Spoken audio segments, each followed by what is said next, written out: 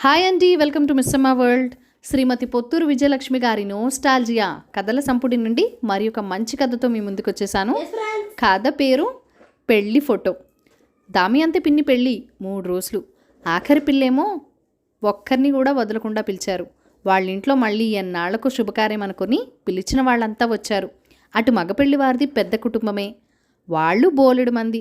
3 రోజులు పెళ్ళి అయినా ఆదరా బాదరా. 2 రోజుల్లో సద్యసం నాగవల్లి కూడా కానిచ్చేశారు. ఇక 3వ రోజు రాత్రికి భోజనాలు అప్పగింతలు అంతే. ఎందుకంత హడావిడి? మరి 3వ రోజంతా ఏం చేస్తారు అంటే ఆవేళ ఒక బృహత్కార్యం తలపెట్టారు.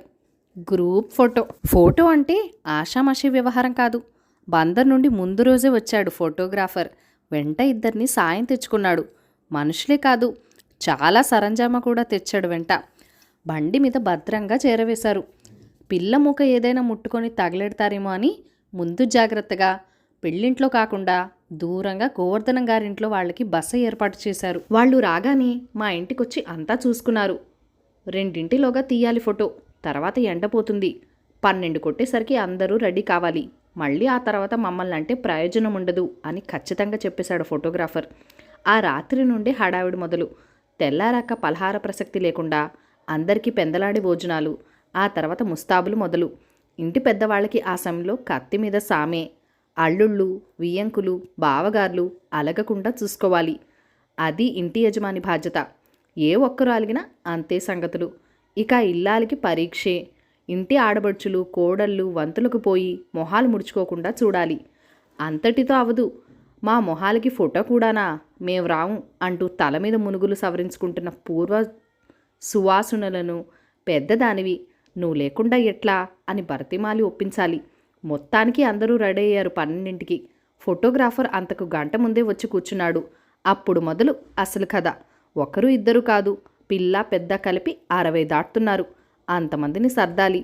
వధూవరులు నడి మధ్యన, పిల్ల గుంపు అంతా నేల మీద. మిగిలిన వాళ్లను వరుసగా సర్దాలి. అందరూ కనబడాలి. పిల్లలు పారిపోవటాలు, ఒక్క క్షణంలో వస్తా అని పెద్దవాళ్లు జారుకోవటాలు, మంచినీళ్లు తాగటాలు, అంతా కప్పల తక్కడ వ్యవహారం. మొత్తానికి ఎలాగైతేనేం 3:30కి ఫోటో తీసేసి అయిపోయింది అన్నాడు ఫోటోగ్రాఫర్. అప్పటికే అలసిపోయిన జనమంతా ఎక్కడి వాళ్ళక్కడ కూలబడి హమ్మయ్య అనుకున్నారు. శ్రమే కాదు, ఆ పెళ్లి ఫోటోకి ఖర్చు కూడా చాలానే అవుతుంది. ఆ డబ్బుతో పిల్లకి ఇంకాస్త బంగారం వచ్చేది అనుకున్నారు కొంతమంది. ఖర్చు అయినా శ్రమ పడినా ఆ పెళ్లి ఫోటో విలువ వేరు. మరి ఫ్రేము కట్టించి హాల్లో గోడకి తగిలించారు. ఎన్నో ఏళ్ళు ఆ ఫోటో అపురూపం. ఎక్కడెక్కడ బంధువులు వచ్చేవాళ్ళు.